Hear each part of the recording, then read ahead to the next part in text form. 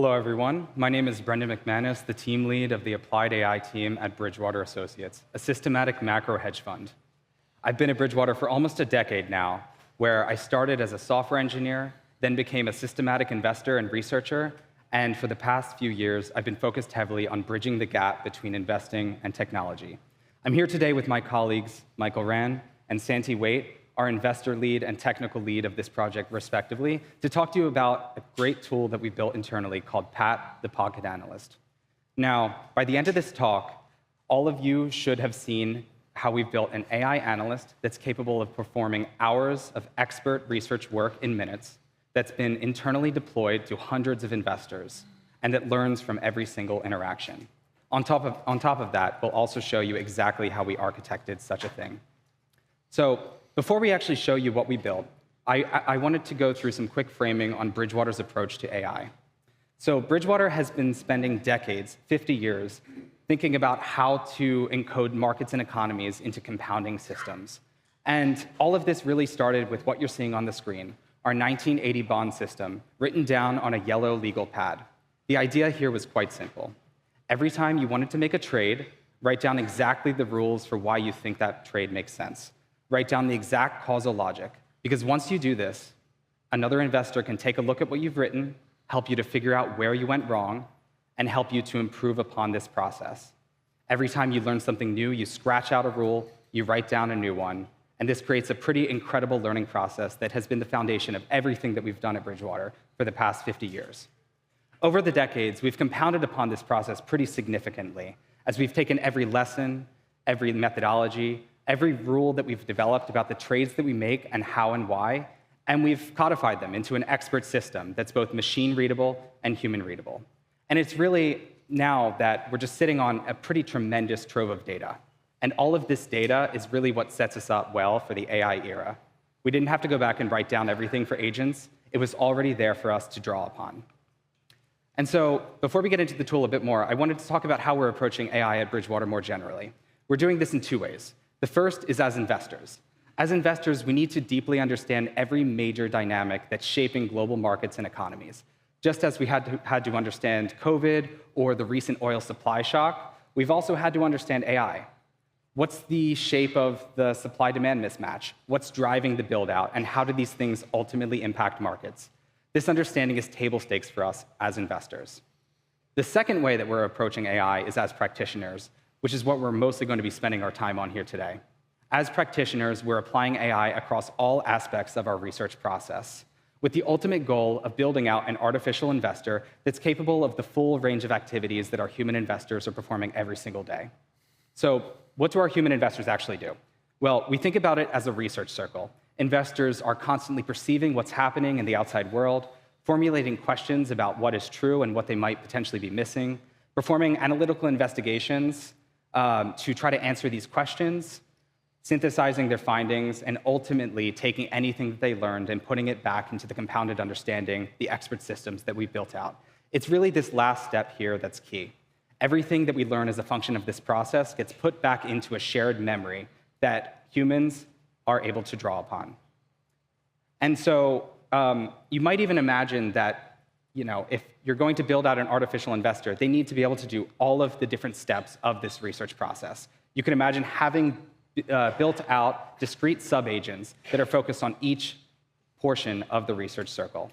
And that's exactly how we're approaching AI. We're building out discrete sub-agents for each of these different things that human investors must do, drawing upon the same understanding that we've built up over the last 50 years. But today, we're only going to be talking about one of these agents that we've built out, which is really focused on the investigation portion of the research process, the kinds of deep analytical work that take our human analysts days and weeks to perform. We call this tool that we built Pat, the Pocket Analyst tool. And just to set expectations, Pat is not about how we trade. It's really about performing deep exploratory research, enabling our investors to go after questions that they never would have had the bandwidth to go after before. So what did we actually build? So we built this tool called Pat, the Pocket Analyst tool, and from day one, the spec was simple. We had to enable Pat to be able to do all of the things that our human investors are doing as they're performing investigatory or analytical work. And that really starts with data. Pat had to be able to search across and read all of the different data that we have internally, from structured time series data, for example, stock prices going back decades, or unstructured data, for example, broker-dealer research pieces that we subscribe to, or internal memos that we produce. Pat has to be able to search across and read all of it. Pat also has to be able to use all of the different tools that our human analysts have access to, all of the proprietary tools that we built out for visualization, for diagnostics, or for evaluating the quality of the indicator ideas that we've built out. In addition to this, and I think this is where things might get a little bit more interesting for a technical audience, many of the analyses that Pat is running would take a human analyst many hours at a time to run. And this means that the analyses are quite complex, which means that Pat's analyses have to be completely diagnosable, not just for humans, but also for agents running in the background, reading through the traces, understanding and making sure that every calculation is correct. On top of this, and I think this is really where building upon all of the things that we've written down over the past 50 years starts to pay off, is that Pat knows all of our context. It has access to all of our investment processes, our frameworks. It knows exactly how our analysts are supposed to be doing work because we've been writing it down for the past 50 years. And lastly, Pat has to learn. It has to compound upon its own learning, not just for one investor, but for every investor at the firm. Pat's not a prototype today. It's actually been deployed internally several months ago, and we now have hundreds of investors using it every single day, which is leading to a pretty incredible flywheel of improvement where, as investors are using Pat for real research, we have agents continuously running in the background, scanning through these interactions, figuring out where Pat went wrong, developing human-audited benchmarks, which then results in changes to context and also to the harnesses that we built for Pat, which results in Pat improving not just for one, but for everyone. And so, lastly, before we get into what we built, I wanted to leave you with one question that I pretty commonly get, which is, how does a 50-year-old hedge fund actually build out something like what you're about to see? Well, it really starts with being willing to shake yourself up. The team that built out Pat was ultimately an internal applied AI startup that was incubated within the broader firm. The ability to move incredibly flexibly and quickly while being able to draw upon the resources of the broader firm. In addition to this, we've established multi-archetype teams where we have investors, technologists, and scientists ultimately sitting side by side, building alongside each other. And I think this is really a key thing that you need if you're going to build out a product like this. Investors bring the context and the domain-specific expertise, technologists bring the architectural capability, and scientists bring the rigor. It's really these types of multi-archetype teams that are necessary if you're going to be building AI systems for expert users. And speaking of expert users, we have hundreds of them internally, using all of our AI tools, not just Pat, which you're about to see, generating signal daily on how these things should be evolving and improving over time. And lastly, we have a pretty incredible compounding ecosystem to plug into. 50 years of shared data, tooling, methodologies, all built out, not just for our human analysts to plug into, but also for agents on our journey to build out a fully artificial investor that's capable of everything that humans are able to do today. And so with that, I'm going to pass things off to Michael Rand, investor lead, to go through a demo of what we built and take you through the product architecture. All right, thank you, Brendan. My name is Michael Rand. I'm the investor lead working on the Pocket Analyst. And a little bit about myself. I've been here at Bridgewater for 5 years, where I joined as a technologist, but then have spent most of my time in an investor role. And then nowadays, the thing I'm mostly focusing on is how we can infuse AI into our investment process. So with that being said, I'd love to jump into a demo of the Pocket Analyst to highlight its capabilities and show you all how investors at Bridgewater are using it. So behind me, you can see the Pat landing page, which has the prompt we'll be using for today's demo, where the gist of it is we're asking Pat to look at how markets have responded to the recent conflict in the Middle East and to compare today's events to similar historical episodes. Then lastly, we ask Pat to put together some visualizations that highlight how similar and/or dissimilar today is relative to previous oil supply shocks. This is a real question we've been working on at Bridgewater over the past couple of months, and Pat has been a tool leveraged by investors to help expedite our research process. But before we submit the prompt, I'd like to spend a moment talking about an interesting security problem that we ran into when designing Pat's harness. So our starting point was, for Pat to truly be helpful, it needs to be able to access all of the information that investors have access to when conducting research. But the thing is, at Bridgewater, different investors have access to different information. So for example, you may have one investor who has access to what our positions are across all markets today, and it's important for that person's Pat to also have this information. But then you might have analysts who are not exposed to this, and it's similarly critical that we do not accidentally leak the secure IP to those analysts. So unlike a harness like Claude Code, where everyone is interfacing with the same system prompt and the same tools, each person at Bridgewater has a unique version of Pat tailored for what they can and cannot see. Now, practically speaking, this uniqueness is just a function of what context and what tools each person's Pat has. So with that, we'll go ahead and submit the prompt. And the first thing that takes place in this analysis is Pat searches the web and our vault of unstructured data to better understand what's happening in the world today and to contextualize it against history. Now, web search itself is table stakes when it comes to these modern chat applications, but the real differentiator here is the breadth of unstructured content that we subscribe to that Pat is able to search over. We have a database containing millions of documents from all around the world that includes content such as broker pieces, earnings transcripts, internal emails, and more. And this database is updating in near real time with thousands of new pieces coming in each day. And this ties back to the point I was making on the previous slide, which is for Pat to really provide leverage, it has to access everything that its user has access to, such that it can try and emulate what its users actually do. Now, once this context is gathered, the next thing that Pat does is it searches our time series database for the data required for the analysis. This is a database that contains tens of millions of series that we've been modeling internally for 50 years. And this database contains data from the outside world, like the price of oil, and also internally derived concepts, such as what we think inflation will be 12 months out. Now, the search agents use kind of your traditional search techniques, like RAG, re-ranking, et cetera. But the thing we found to be a huge difference maker was layering on an element of human-like inspection. And what I mean by that is when a human researcher is looking for data, they don't just anchor to what the name of the time series is. They'll do things like look at the frequency, the currency of the series, and then most importantly, whether the values in the series align with their priors. So embedding this sort of reasoning into our search agent is actually something that got us up from roughly like 50% accuracy all the way to 90. Now, after Pat has the context and data at hand, it comes back to the user with clarifying questions and potentially ideas for additional angles to explore. During Pat development, we came to the view that the plan really is the analysis. If we can create a high-quality, detailed plan, we felt confident that we could consistently take this plan, intelligently execute it, and produce our desired outputs. And Santi will be diving into this a bit more later. While agents asking questions is pretty standard in chatbots nowadays, the thing we really focused on was the substance of those questions. We devoted lots of time and energy into developing the context and benchmarks that help shape this capability. We taught Pat what makes a good research question versus a bad one, so this back and forth helps humans, who tend to underinvest in planning, flesh out what we consider to be a high-quality research plan. Now, after the ambiguous points are all resolved, Pat enters its planning phase, where during the planning phase, the things it's doing are A, coming up with all of the data frames that will be produced in the analysis, coming up with the schemas of all of those data frames, and then most importantly, coming up with how all those data frames connect. Now, this planning phase is relatively expensive from a time perspective in our analysis, but it's a cost that we pay deliberately because of what it lets us do during execution. So now we have the plan locked in, and the first step of plan execution is generating the code. And given we have such a detailed plan, the thing we're able to do is generate the code for each data frame in our analysis in parallel using subagents. And this works because each subagent knows what data frames it depends on, it knows the schemas of those data frames, and it also knows what the schema of the data frame it's producing should be.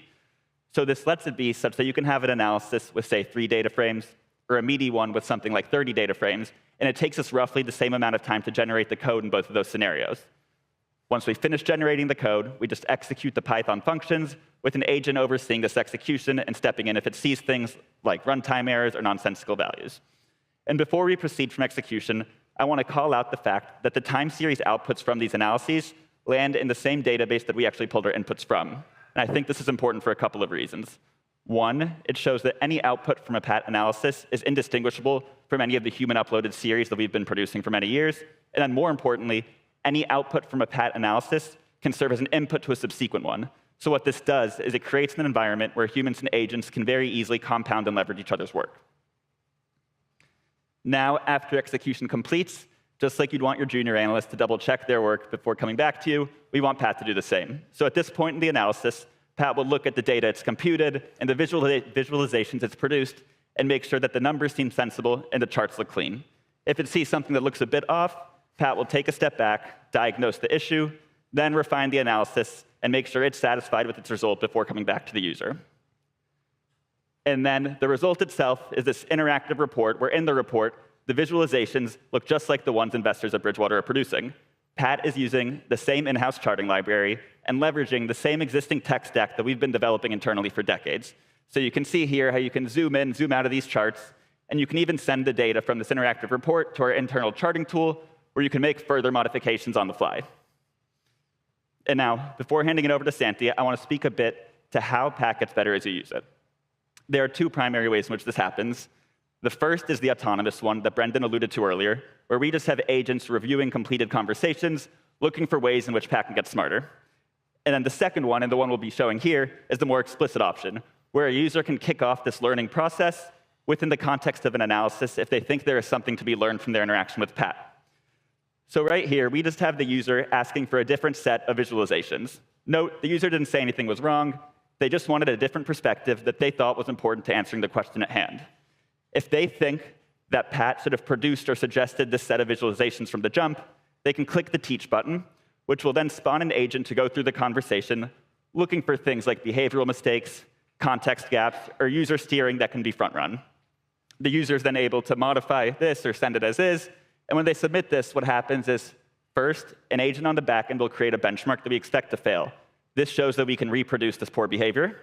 It will then iterate on our context repositories or the harness itself until that benchmark passes.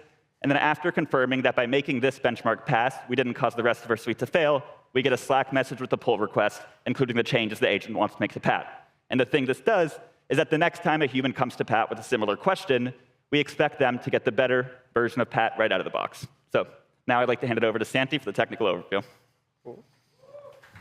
Hello, guys. Thanks, Michael. I'm Santi. I'm the tech lead for the Pocket Analyst. I'm sure many of you in the crowd are building coding agent products just like we are, and it's really hard to build one. Coding agents are really fickle, unpredictable. They often make mistakes, and then when you're really unlucky, they'll go crazy and try and nuke your data and all the rest of it. And so it's already hard to build a good product that people like, but then it's really hard to build a product that they want to embed into their daily workflows. At a hedge fund, we're trying to trade billions of dollars, and so we can't have just vibe code be the underpinning of how these analyses go. My background is in compiler theory and programming language design, and compilers have a very similar footprint of requirements, which is they're fully deterministic, fully correct, and reliable. You can't have an off by one when you're flying a plane, for example. And there's also a similar shape here. A compiler takes user code and compiles it down to something like JS, and then a coding agent takes a user prompt or plan and compiles it down to Python.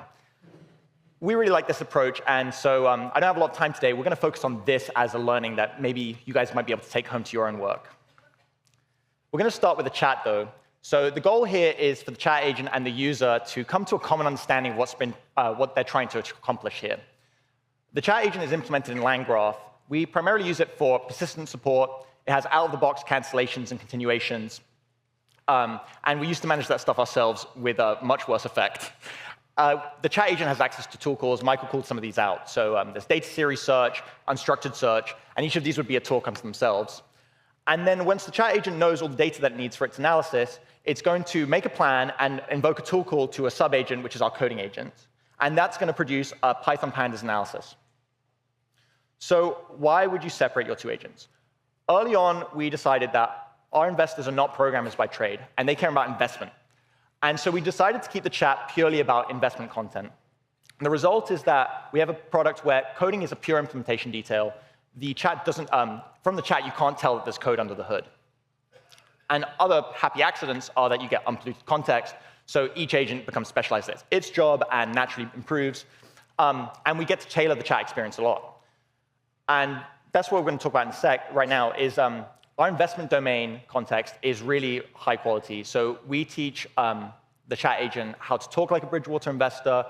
There's a lot of jargon to teach it. And so the user and the agent both talk to each other like their coworkers at Bridgewater. We also let our investors contribute, Mike was showing that, contribute like a developer on the code base. And this is a pretty good point. Like, your user is better at writing context than you are, most likely. And so having low ego about it and letting them contribute directly is a good way to win. The last point I make with the chat is we teach the chat agent not just context, which you end up with this nebulous context that is very high information, but doesn't really feel like a workflow. And so instead, we have step-by-step guides for the agent on how to handle certain types of analyses. And it feels much more like a product at that point. It's like dependable workflows. So the rest of the talk is about my personal favorite part, which is the coding agent. This is a high-level architecture diagram of the coding agent. Everything you see here is actually just Python code. It's implemented with LangGraph, but there's no agentic orchestration. Everyone's taking photos. That's great. We're going to start with the left, which is the analysis plan that the chat agent makes. Yeah. So the analysis plan is broken up into tasks. Each task maps approximately to one Python function that's going to calculate a data frame. And here's an example schema. So it gets a name, it has a description of what to calculate, and then structural and semantic information about the data frame that should come out. We expect every task to deterministically compile via LLM to a piece of code. So two LLMs operating on the same task should produce code that, when run, is semantically equivalent with the same output values, exactly the same. The result is that our analysis plan isn't just like a to-do list like you might have in Claude Code. Instead, we think of it as a natural language Python project. And because we have so much detail, now we're going to go into code gen, and we can apply some fancy techniques. So the first thing is we split it into tasks, and then we do parallel LLM generation. And because our plan is so detailed, a visualization task at the end of the plan already knows everything it needs to consume code generation that hasn't yet been completed for loading data, say. And then when we compare this to Claude Code on our benchmark suite, you can see that in the mean, so this is for the same context and same plan, we're about 4 times faster for generating code. But then we have this hyperscaling, so a 20-task plan takes the same amount of time as a 3-task plan. OK, so now we have code, and we're going to execute it. You would want to just execute the code naively, but sadly, LLMs today aren't perfect on our tasks. They don't normally one-shot it. Instead, what we do is we take the task that came in from the plan, and then we have code that was generated from that task. And then we're going to run the code, compare it to the task, see if it's correct. And if it's not, then we'll edit the code and keep going until we're complete. The first thing we do on the code is we do static analysis, and then figure out the DAG. And we're going to apply our validation agents in parallel. So here, there's 2 tasks that are going to be validated at the same time. So a 5-task plan comes down to 3 layers. And then like a 20-task plan might be 4 or 5 layers of validation. And then the main point I want you to take away from this part of the slides is that we enforce correctness in the architecture. So again, no agentic orchestration. This is regular Python code, and so the handoffs are really quick. And the agents cannot forget to validate. They are forced to validate. The result is that when we run our test suite, any one plan from our test suite, 95% of the time, the code that comes out is exactly the same for 2 different agents.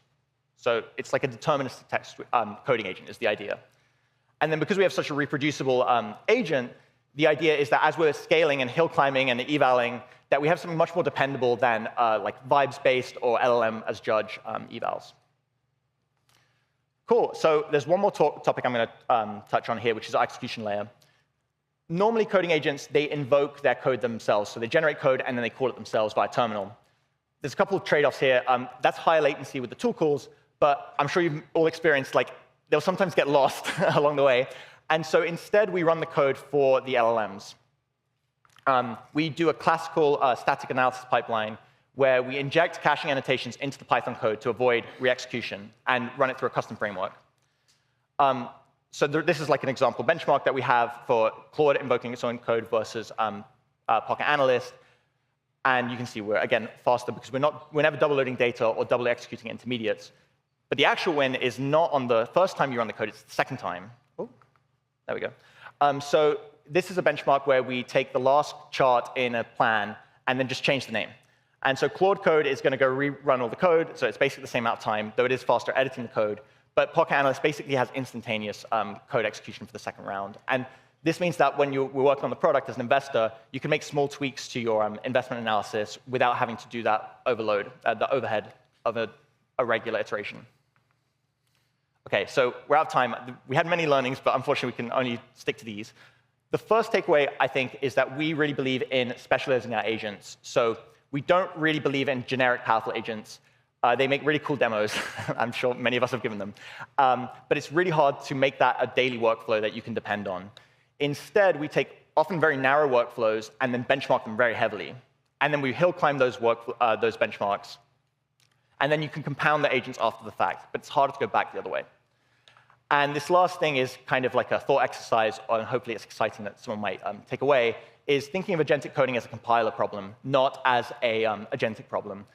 Compilers have already been generating code for decades, and they have a ton of techniques for how you can generate code more reliably, correctly, and deterministically. And so, yeah, we'd love to chat about this. With that, I'd like to shout out our direct team. There were many others, but this is the direct team. And thank you. And cool. We're going to be outside at the AMA. We would really love to chat and talk about it and see if you're excited by the problems too. And then see you all around tonight. Thank you so much. Invite Jas Sakan to join me on stage. Jas leads AI at Bridgewater and is a professor at Yale. So please welcome Jas. Hey. All right.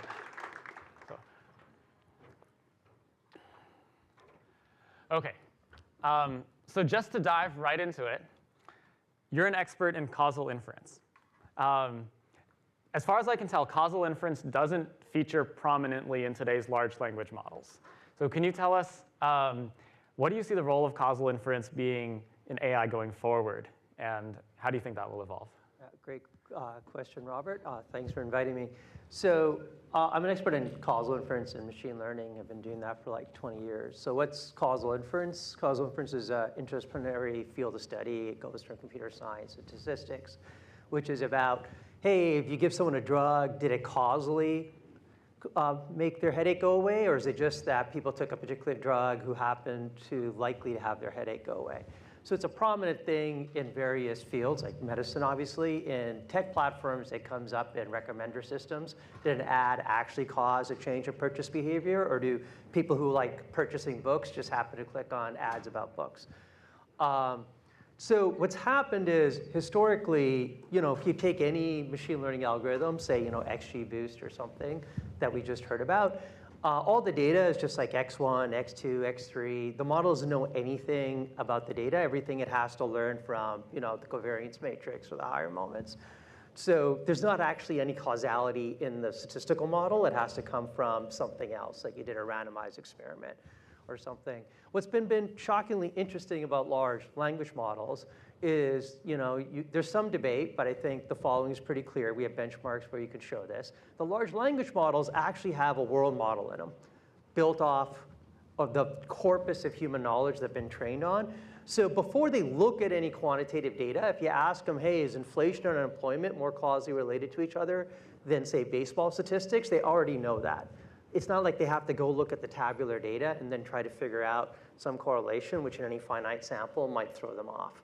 So there is a causal understanding of the world embedded in large language models. People have probed it in various ways. It breaks down in some ways, but not in others. And so do you think that's something that will be emergent ultimately, or something that ultimately gets baked in? Yeah, so it's already in some form, and then getting it exploited in an optimal way, in a way that's like in a production system, I think that's what people are working hard on. With my academic hat on, so I can talk about that work a little more openly, we've had like machine learning algorithms for like predicting intestinal bleeding. And the physicians, had some interest in it. They were all worried about its interpretability and everything. You hook it up to a large language model that is hooked to like clinical guidelines, and it represents the predictions of the machine learning model in a conceptual framework the physicians understand. Their prior swing to, this is great, we can engage with it. So I think a lot more of this is going to happen, especially in high stakes settings. Because until very recently, machine learning's had a big effect on the economy, but in things that don't really matter much. It's like ad targeting. If you get the ad I'm supposed to get, I got the ad you're supposed to get, A, we don't notice. B, if we notice, we don't care. And then that's quite different if it's drugs. If you got a drug I'm supposed to get and vice versa, we will probably notice, we care, our estates will care. So then there is more of a notion of like, what was the cause or reason that you made that prediction, and how do you safeguard it? Makes sense. Mike touched on this a little bit, but what is different about AI in finance, if anything? Right, so there is a set of things, is the future is not like the past, and there's finite amount of data. So what's the standard machine learning pipeline? Hey, I want to tag pictures of dogs and cats. I'll get a whole bunch. If I exhaust the training set for somehow, I will get some more. I will go hire a company, and they will get some people to tag 1 million more images, and I get to go. And I also get to assume that the images in the future are like the ones in the past. So the usual textbook stuff you get, that I get to do cross-validation, divide up my sample, it all kind of like works. Now it has defects in it, like for example, even the image classification, so dogs are less docile than cats. So what happens is part of how an image classifier categorizes as an image of a dog or a cat is that the pixelization in a digital image, because cats' images are more zoomed in. So that's an artifact, right? So so then this robust classification literature got started saying, well, don't use non-causal things. It didn't really it didn't really go very far, in fact, of influencing production systems because it just caused lower performance on average. And cats aren't evolving very quickly. They're going to be on average more docile than dogs, so they're going to be zoomed in more. But in finance, when the future is not like the past, it is a very adversarial setting. It is kind of like what was happening on the image platforms was people were adversariously finding every gap, every image, every distortion that's happening and exploiting it. So in finance, you have to bet, I think, more on causal structure and understand why the model is doing what it's doing, because people are going to exploit it. Yeah. What are the areas where you are like really most data limited? It is every area. It is one of the things about, like, say, large language models. They're very good in clinical medicine, like very good. Like the number of papers coming out that they outperform experts in the field is growing. The FDA has approved over 1,000 AI systems, mostly in radiology. I fractured my arm. A couple of months ago, I was sitting here in urgent care. The X-ray came in. I just loaded up to just ChatGPT, just the commercial thing, and said, "Hey, your arm's fractured. It's fractured in 3 parts. Less than 1% of fractures. That's complicated. You should go to a specialty center." Like that's like really good. The generative AI models are quite bad at finance, relatively speaking, because at Bridgewater, we're not publishing our best work in the open internet, so on and so forth. So the public training corpus isn't very good. So that's one of a big limitation. So you've got to, like, if you're going to use a large language model in finance, you've got to make it better. The funny way to say it is there's not a whole bunch of Reddit posts saying about how cholesterol is broken down by bile ducts, and the protein channels. Like there's not a whole lot of that. There's a ton of that for finance. The Wall Street Journal will contradict Bloomberg on the same day on the same fact. The quality of the pre-training corpus isn't very good. Yeah, I think you can get pretty far with Reddit posts, but beyond a certain point, to like really become an expert in some area, the quality of the data needs to go up significantly. Right. On the Reddit, you can get the sentiment, not the causality. Yes. What about scaling in AI? Do scaling laws matter in finance? I think they matter in finance as they matter everywhere. In the places that you have more data, the models just naturally will learn better. And what are those places?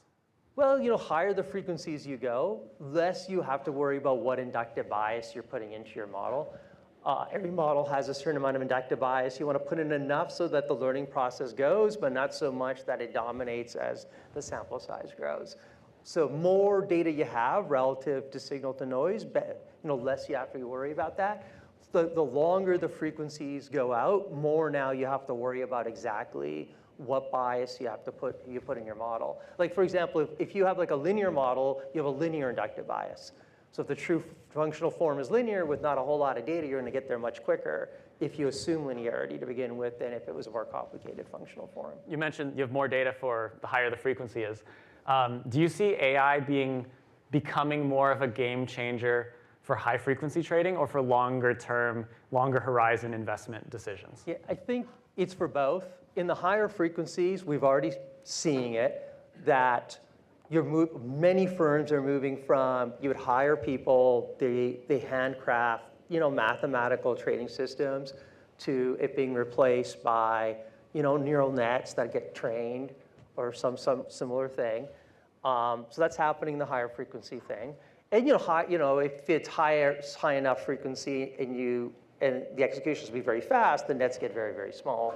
And then the compute is on finding that architecture, so it becomes on architecture search. But once you have to execute, it has to be very quick.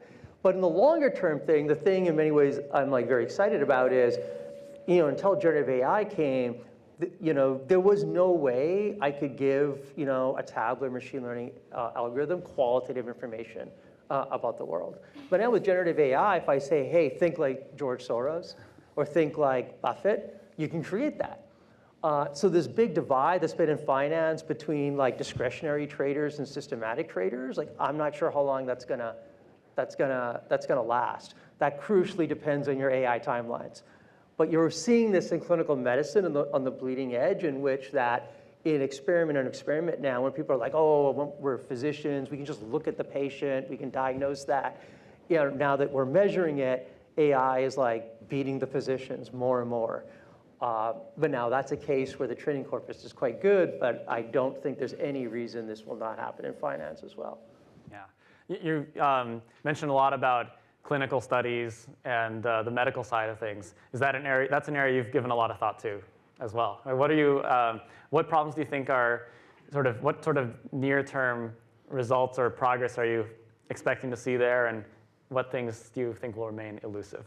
Right. So in the near term, I think generative AI has really unlocked a lot of the barriers we previously had about implementing machine learning systems in patient care, because of it's very hard to guardrail them, interpret them, and now if you're going to deploy ML systems at scale, you want interpretability at scale. You want scale to work for you and not against you. And AI systems are using that. So you see a lot of major players in healthcare investing lots in that. Like everything, as AI goes to the economy, if you want to ask what's the effect of AI in the economy, I'm much more bullish on how AI technology is going than I am on what its effect on the economy is going to be, and that's because there's a lot of bottlenecks in the economy. And one of the big places there's bottlenecks is our healthcare system. There's a lot of players who don't want to change. There's a lot of pre-existing winners in the system who will not want to deploy it. If you go to a biotech VC conference, which I do sometimes, and you talk to the AI people, a lot of their panels are like, oh, we can't even get the data, we can't even share it, or get siloed. So those are things that I think are going to take longer. The human thing always takes longer. Can you tell us a little bit about IO Labs at Bridgewater? Yeah, so I've been at Bridgewater since 2018. Before that, I was a professor at Berkeley, and I worked closely with a variety of large tech firms, the last of which was Facebook, Meta.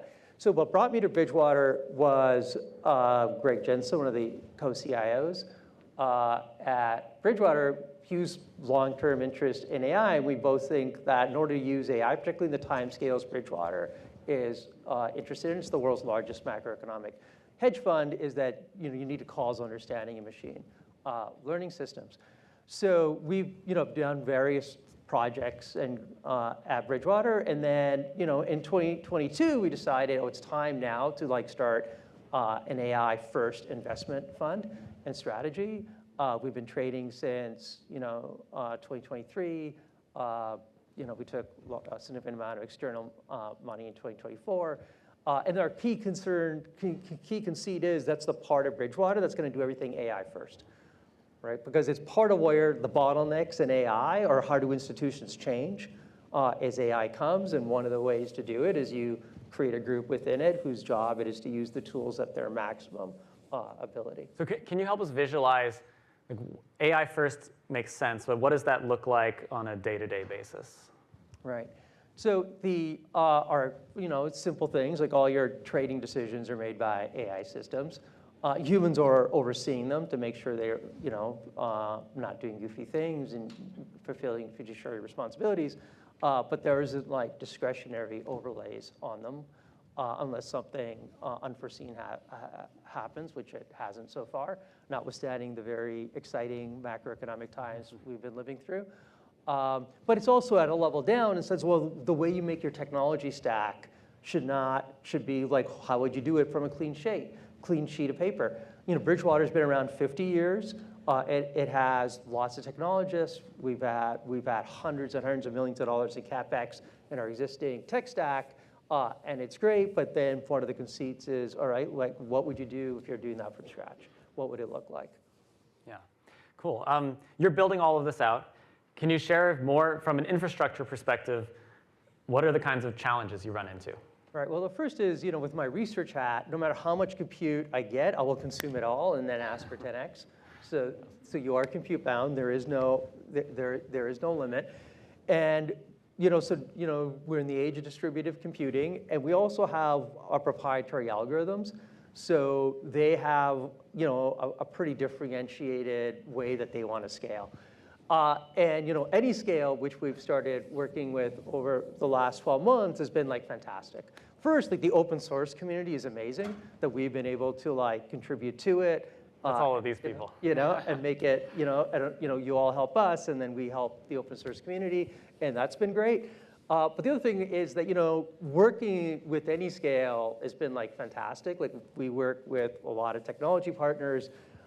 We usually find their engineering teams, they vary in quality, shall we say. Yours have been excellent. They've been like very engaged. Our compute, you'd say to our production systems has gone up 10x over the past year. Like our individual researchers' compute clusters have gone up like 50x. We don't think our demand for compute is going to slow down anytime soon on that. In fact, we've liked the technology so much, and we're like, hey, some of our proprietary algorithms at the C level that we code them, we want to hook in a very direct way into the Ray system, so we can maximally exploit your scaling model. Yeah, that's awesome. Do you think that set of challenges will remain constant over the coming years, or do you see new challenges on the horizon? Yeah, I mean, the existing challenges will always get easier because people, it's like PyTorch was, better than, TensorFlow and so on and so forth. Those will get easier. The newer ones are gonna keep on coming. Like we're such early stages right now on like, you have a foundation model, you have smaller models, you've got to do all sorts of training on them, post-training on them. For example, I love to run a bitemporal large language model. So like, hey, here, I want to blind you from knowledge before before COVID, for example. Like, how would you even like possibly do that? So I'm just like giving that as an idea of like, wow, that's like an interesting thing.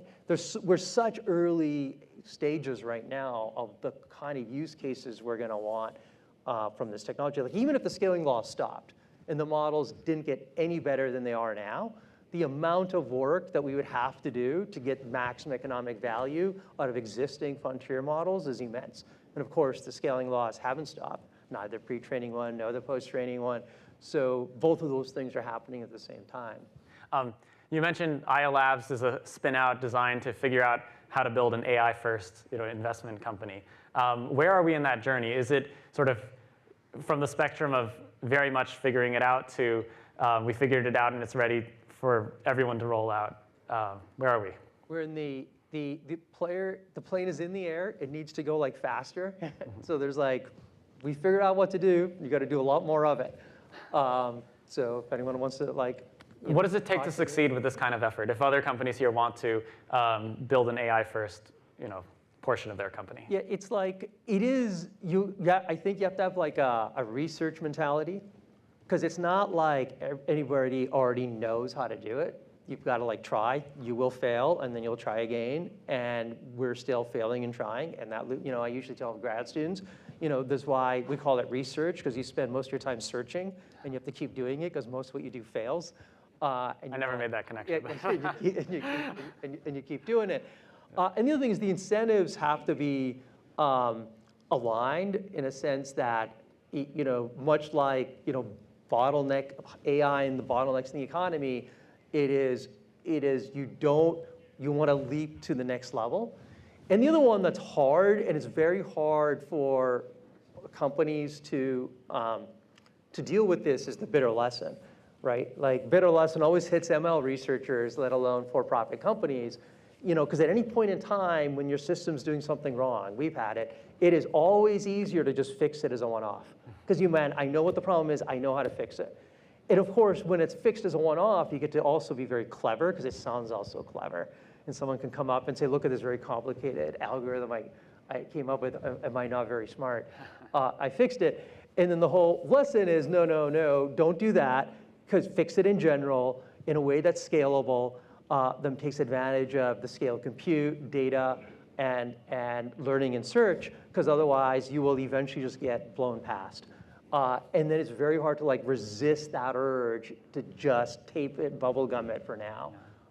Fix it in the right way, in the simplest possible way. Yes, that's going to fix it in general, such that you're leveraging the scale of compute and data, not fighting it. That's actually very relevant for a lot of the discussions we have about designing distributed systems, where simplicity is really a value.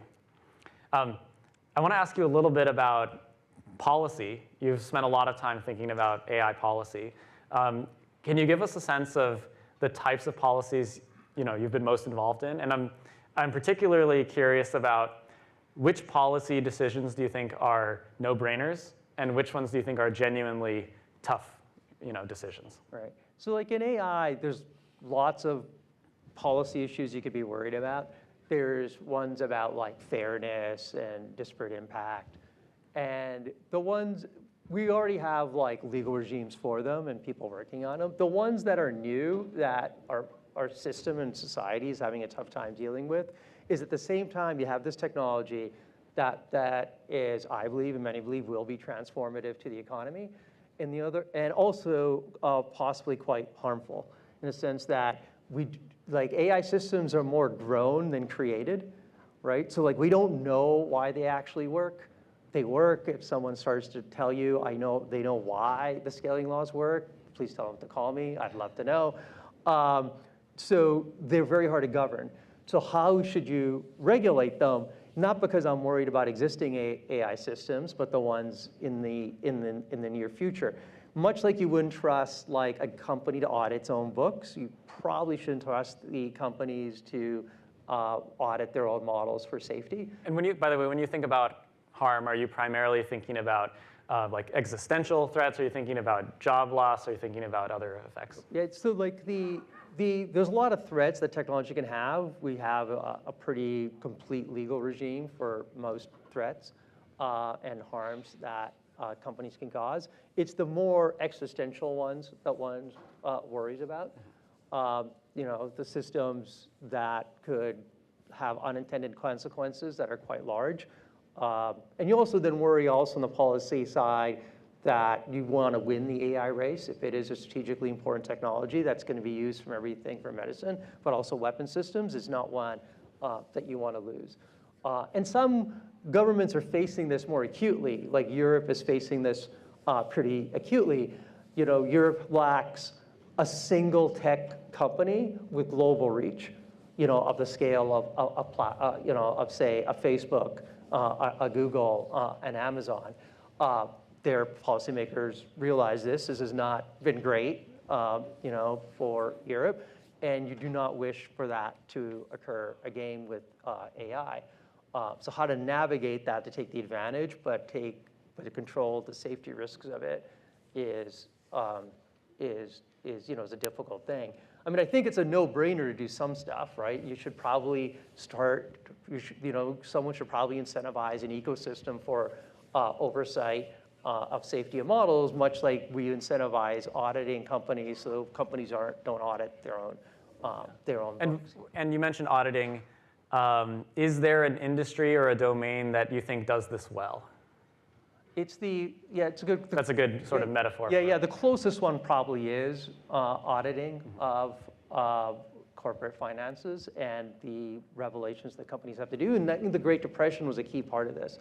The reason that U.S. publicly traded companies have pretty uniform reporting standards was the Great Depression and the crash. And then that caused regulatory regime to arise with the SEC and everything else. So with my social science hat on, I fear we'll probably take something like that before the regulatory regime actually comes about. Yeah. So you mentioned winning the AI race. So I want to ask you about export controls for chips. Is that a good idea? Is it a good idea or a bad idea? Well, it crucially depends on one's AI timelines. If you think the timelines are relatively short of like meaningful change in AI progress, say 2 or 3 years, then you would think it's a no-brainer to have pretty strict chip controls, because chip controls are about one of the few things that we have a comparative advantage on. China has all the energy it needs. It has great engineering and STEM talent. So the only real thing you have is the chips currently, so you probably want to restrict them. If you think the AI timelines are like longer than 5 years, well, then you probably don't want to restrict the chips, because all that's going to do is encourage a domestic chip industry that is behind, but they'll eventually catch up. There's no reason not to. So like that's it crucially depends on one's timelines. I think from where I sit, which is, I think you should probably err on the side restricting the chips right now. So you have a lot more visibility into this. Is the way you just framed it, the pros and cons, is that how the debate is framed among the people who are determining these policies? I fear there's 3 groups of people. There's first group of people whose AI timelines are quite short, so they're like, you must restrict the chips. I think there's another group of people whose AI timelines are longer, and they very rationally then say, oh, you shouldn't restrict the chips. All you're doing is encouraging a domestic Chinese chip industry. Then there's a third group of people who can't see past the next quarterly revenue statement. I think it's the third group who's currently driving policy. Okay. So what does it take? So what else does it take to win this AI race? Well, there's talent. One of the big comparative advantages of the United States is we're the giant global sucking sound of talent as it rushes into the United States. This is like a major comparative advantage. We've had this comparative advantage since World War II, when Germany used to be the previous great sucking sound of global talent. German universities were by far the best in the world before World War II. That didn't last. Now it's us. You probably should not give this up. It is a pretty priceless comparative advantage. It comes from not only great universities, but great capital markets, so on and so forth. And so you don't give that up. And the downsides are limitations is, it's power, right? It's that we don't produce enough power. Even if you had power, we can't even like connect it to the grid. We don't build anything. If you want data centers in the United States, our permitting's got to change. It's got to be a national kind of effort to change that. We have the capital markets. We have the people. The question is, can we build with focus to do it and not undermine the large comparative advantages the United States has? On that, you said we have a big advantage on the talent side, or an advantage. I think everyone here, probably who works at a company, knows how much effort companies put into recruiting people. Would it make sense, do you think the government here should run a large-scale recruiting effort, like a very active recruiting effort? Yes. So like I was in talking with some government officials in this Chatham House rule thing, and they were like, oh, we had a DeepSeek moment. Should we do X, Y, and Z? And I was like, well, 5 of them were IMO winners. I think you should have gone to the 5 IMO winners, given $1 million and given them a visa, and said you can bring your family over. That's probably like the best. That was the best comparative thing you could have ever done, which is, maintain what used to be a large path that the most talented graduates, STEM graduates from China, would come to the United States. If you undermine that, well, it's not going to work out well for you. Seems like worth a try. What else are you excited about beyond policy or your work at Bridgewater? What else do you spend time thinking about? Right. So I do think that when we get these technological revolutions, like a lot of what they do is they like undo the old social arrangements that sometimes get slow and gummy. It's like, when you had Uber and you had Lyft, I mean, part of what they did is they disrupted the existing taxi markets, which had become really cartels and had kind of power. So with AI, it's going to disrupt so many industries. And the exciting thing is, like, well, what is this going to do to a lot of industries to clean them up? Like right now, our news media, for example, is in a problematic situation.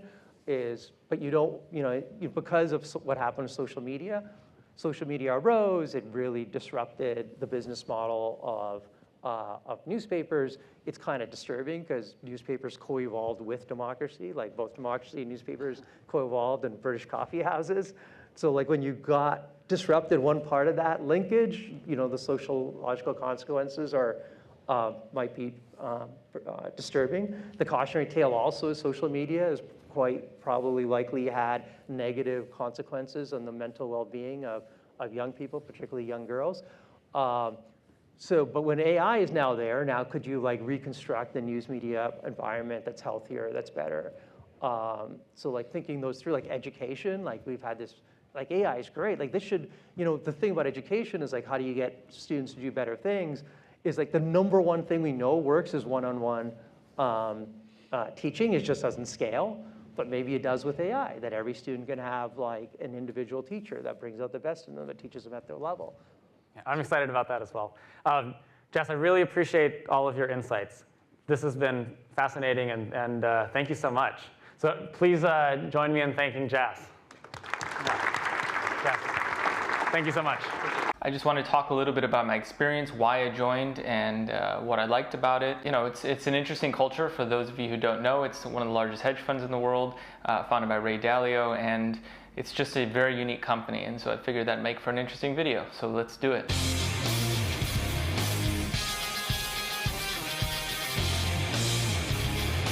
So as I said, my last day was 2 days ago. I've been there for about 2 years. Well, let me back up and actually say that when I first moved to New York, which is about 2.5 years ago, I was still at Postmates. My team was in San Francisco, so I'd be working remote, which is not great. But I really wanted to live in New York. It's a great city. So when I came here, I was like, okay, well, what opportunities are here? What can I do that's like, actually in New York? So I literally Googled like best hedge funds to work for. Now, I should say that I had offers maybe 5 years ago from D.E. Shaw and Two Sigma, two also well-known hedge funds. I ended up not taking those, but I was always kind of interested in finance and in the hedge fund world and what I could do there. When I got here, I Googled, like I said, I Googled like world's biggest hedge fund or something along these lines, or best place. Anyway, Bridgewater came up at the top. I thought it was interesting. And so I applied, just sent in my resume, and they got back to me. I ended up interviewing, and while I was still at Postmates. Well, let me just back up and say that this video is not intended to talk about anything private or proprietary, confidential at Bridgewater. They take security very seriously. I take it seriously. But I want to reflect on things that are already in public domain and somewhat knowable about the culture and about what it's like to work there. So with that out of the way, as I said, I joined originally as kind of an architect in IC. I did end up managing people. I ended up responsible for a relatively large team in the company. Let me talk about what drew me to it. As I mentioned, they have a very unique culture. They pride themselves on radical transparency. You haven't read the book Principles. It's a good book, again, written by Ray Dalio. That really drew me to the company. Overall, most of the years that I've been working in the field of technology, I never really was subjected to a lot of just good feedback from my peers and from people I worked with. You get peer reviews and things like that every quarter, or let's say half a year, something along those lines. But it's hard to really get honest, direct feedback in the moment when people can tell you how they really feel and what they really think, how they perceive you. Sometimes people are just afraid to call you out. You're afraid to call other people out. You don't want to hurt people's feelings. You want to make sure that you play nice with others. Bridgewater kind of threads the needle where it allows you to be open and honest and direct, and that doesn't mean to be an asshole or anything like that, but to be direct with your peers. And I thought that was really appealing, and I figured out, okay, well, if I can go there and live in an environment like that, I can maybe learn a thing or two. I can learn about being open and honest and receiving feedback and being able to take these things in stride without taking it personally. And that was something that I thought would be kind of a really interesting, good skill to have, and then also, again, just to learn about myself and what I'm like through the eyes of others. And I got just that. It's publicly known that Bridgewater, for example, has tools internally. It's called the dot collector, where you can log at any point in time, essentially give feedback to your peers in a public way. We all have our own profile internally, which is the dots that we receive from others, which is just a long history of dots through time. Going back to when you started at Bridgewater. And so those dots can be positive or negative. They can be along the lines of you're unreliable or here's why, or didn't find you to be organized, or you didn't get in sync with others, and in basically calling out the principles that maybe you violated. But then on the flip side, of course, you get a lot of positive feedback as well, which is, I thought that was really good what you did. I thought you displayed empathy. I thought you had composure. I thought you have good code throughput. These sorts of structured things that can also add context to these things, and that's incredibly useful because through time, if people are doing that, it starts to form a picture of who you are. For me, speaking personally, when I look across the board of all of my dots, it's that sometimes I was not as organized as I could have been, let's say. I didn't show, let's say, composure in a specific situation when something didn't go right, and those are things that are hard to swallow. And usually there's small things a lot of times. It's like you just have a moment or relapse, or you do something, or you don't even realize, yeah, you should have gone and talked to these people before you did something. And then other people call it out. That's hard to receive. I remember when I got my first dot that was negative, is because I remember I checked in some code and it broke something that downstream in some QA process, and the QA person logged that I don't know what it was. It probably was something along the lines of something technical around code quality, or who knows, something like that. Anyway, just seeing that negative feedback, I was like, what is going on? And seeing that on my profile, I was just taken back. And so I wanted to fight it. That was my initial reaction was, hey, I'm gonna go and fight this. And so I booked a meeting with that person, called him into the room, and like, hey, what is this about? Why did you give this to me? I don't think it's fair, that kind of thing. And he was like, well, it's just a perception. It's not a critique on you. It's what I felt in the moment. It's what I saw. And basically, he said, don't take it personally. And that was kind of an aha moment where I'm like, why am I getting bent out of shape about this? There's truth to it. It was his perception. In fact, a lot of times when you get these negative dots, these negative critiques, it's a gift. Someone really is giving you a gift. They're not letting it go. When someone calls you out on something, they could be right or wrong. It doesn't matter. That's their perception. If everyone is showing integrity and they actually do care and everyone's playing by the same rules, these really are good things to know about yourself, right? It gives you a moment to step back and reflect and pause and learn about yourself. Now, of course, it's not for everybody, and Bridgewater says that. I don't know, 20% of people maybe just don't want to live in that kind of environment. But I found it incredibly useful and interesting, and probably one of the things that helped me to learn a lot about myself over the last 2 years and what I'm like, and also correct things and to just be better about certain things. One example is that I found that I can, in a situation or a meeting, I can talk about things, I can talk about solutions, I can talk quickly about here's what we should do and here's why and here's what I think, but I don't always step back and talk about, well, how did I get to that point? With this kind of culture, it leads to a lot of transparency, right? When we do reviews of each other, let's say on some cadence, those are all public. Everyone can see it. You put your name to everything, and you're expected to give exactly your feeling about that person, positive and negative. That's hard, especially when you receive a whole bunch of good and bad and negative and whatnot from others. It can be difficult for some, and I've seen some people get pretty beat up about it, but a lot of people are very resilient, and they take it in stride. And it was amazing to see those individuals just take things in stride and learn from it and want to do better. By and large, for me, it was a lot of the experience was positive. When someone says really good things like, that you helped them or you mentored them or whatnot, it can really push you to just keep doing better and to realize that you actually are making a difference in people's lives and their work and helping others out. So that's really great. And also, because things are so transparent, everything is out there in the open, it doesn't make much space for politics, which is awesome. There's very little gossip. I experienced actually almost none of that. In fact, we kind of all have these internal rules, or we have these principles where you don't talk about others without them in the room. Or if you do, you be sure to, you go tell them that you talked about them and here's what you said, right? Like there's none of that. If I'm talking with someone and I'm like, hey, this person, kind of screwed up here, or didn't do this, I will say, well, I've already told this person that, so I'm not telling you anything, or, I will make sure the video is recorded and maybe send that video to them. And by the way, also, yes, at Bridgewater, it's a good thing to be able to record videos of meetings and things like that. Again, it's just for information sharing and so that we're all on the same page. And so yeah, having a politic-free, gossip-free, very little toxic behavior, anything like that was a breath of fresh air. I mean, I loved that. A lot of things at Bridgewater come back to the principles, right? The principles of why we do things, the principles of how to treat certain situations. If you have principled thinking, you can tie situations back to that principle to kind of inform and kind of give you a sense of how to deal with that situation. And that's just pervasive throughout the culture. And that's something that I'll take with me into my next role. And that brings me to why did I leave Bridgewater? A couple things. One was initially the commute was rough. I would commute up to Connecticut. They were based up there in the city. That's about an hour and a half each way. It's a reverse commute. I did it for about a year and a half, or a year or so until COVID hit. Then I worked remotely, of course, for a while. I don't know what the future is going to hold. Maybe Bridgewater will be more remote. I know that people aren't going back into the office anytime soon, so I could have continued to do it. But still, in the future, I think it'd be really hard for me to do that commute, and I'm just not ready to move to Connecticut. That's one thing. The other thing is, again, I've learned a lot at Bridgewater. It's been a great experience.